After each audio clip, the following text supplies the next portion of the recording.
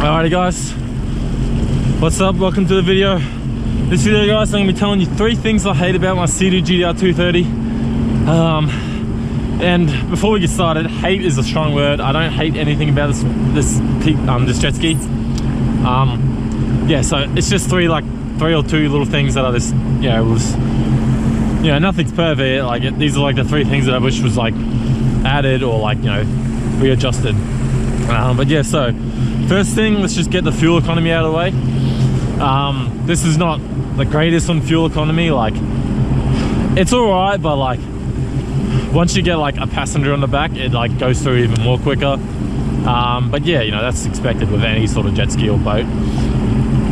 But yeah, so it depends how you use it. Like, if you use it like, just cruising around, eco mode, just not really pinning the throttle too much, it's gonna last like 4 hours probably for a full tank, but if you like got it in sport mode like how I've got it and always pinning the throttle and doing burnouts and shit, it's only gonna last like 2 hours, bro. So it really depends on how you drive it. But overall it's not like incredible on fuel economy. It's only a 60-litre tank or 16-gallon tank, which is not a whole lot, but like most big skis are like 70 litres or like 20 gallons or some shit. But yeah, it's good for alright. Like it's alright, Let me just turn it off here so I can talk a bit more better. Damn, it's fucking peaceful, eh? I feel bad now. I was just fucking like tearing it up. So peaceful. Sorry guys, I was just admiring the peacefulness of this fucking place. Anyway, so fuel economy, that's number 1. Probably number 2 is probably there's a lot of little things on it, like probably storage, I would say. Like the front here, there's a lot of storage, but as you can see, it's fucking wet. So if you put anything in there, it's gonna get wet, So it's a lot of storage, but not watertight storage. So yeah, and then we got this little bit here. This one's not watertight, but it's water doesn't really get in there because it's up here, yeah, so that's probably the storage. Like it's not a whole lot. Like you could fit probably like, like it's about 6 inches by 8 inches or something like that, and then by like 10 inches deep or something like that. But yeah, so it's not the greatest on storage, but so you get, it's nothing that I hate, but it's something that's like, like yeah. Anyway, probably another thing is probably I want to say the seat, but I think the seat's alright, but it's definitely not that good quality. Like as you can see here, motherfucker,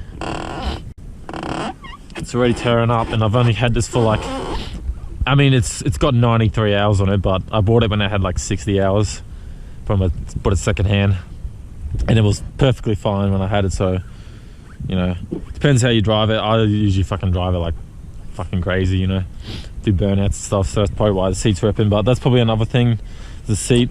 It's definitely not a 3-seater. They say it's a 3-seater, but I mean it's uncomfortable with 3 people on this, like it's not the greatest. But yeah, so that's another thing, the seat. And then probably one final thing is probably the hull design. It's the same hull as the GDI 130 or the GDI series, which I find is a little strange, but like that's also a good and bad thing. Like hear me out here. It's bad for handling wise, like it doesn't handle very well. Like in the chop in that, it's like it bounces around a lot, and you can't really get a solid plane on the freaking water. But what's good about it is that it's very playful. Like you can just throw this thing around. Like as you can see here, I'll probably be showing you some clips here. You can just throw this thing, do 180s, 360s even, like it's crazy, man. That's what I love about it. It's so playful and so nimble, but it doesn't handle very well in the chop. That's probably the one thing, like, 3 things. One final thing, but this goes for all SeaDoos. I think it's all for all SeaDoos, but like I know it happens on every SeaDoo, I think. The carbon seal is, if you've ever heard of the carbon seal, it's what SeaDoos use.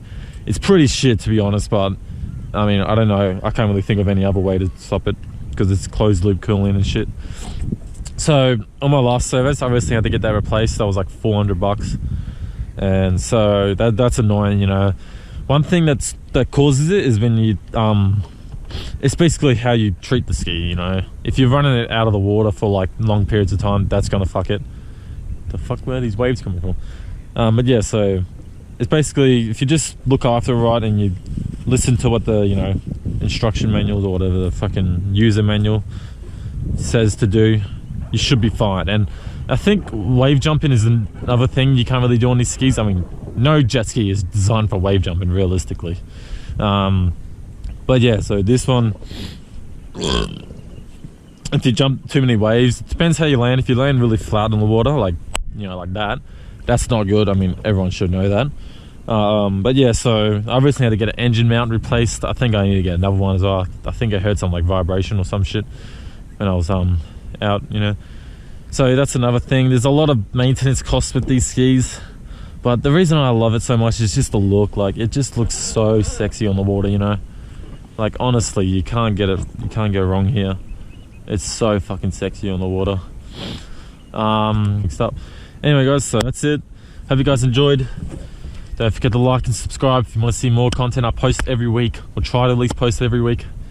But yeah, for now, let's just go wrap it up. Let's go.